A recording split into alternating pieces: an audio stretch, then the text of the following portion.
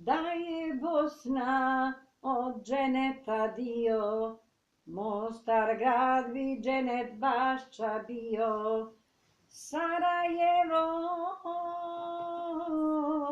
dženevska kapija, Banja Luka, dženevska avlija. Moj Allahu, hvala tebi sada, cijela Bosna, cijela Bosna, na seđdu ti pada.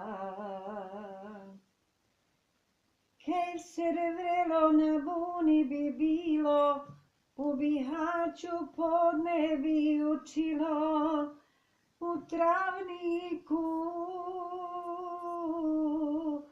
Sava se klanjao, ajva s vodom abdest uzimao.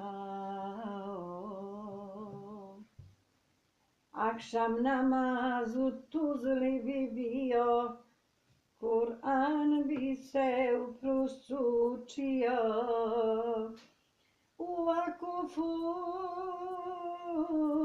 kurban bi se klao, u Zenici Mevlud proučio.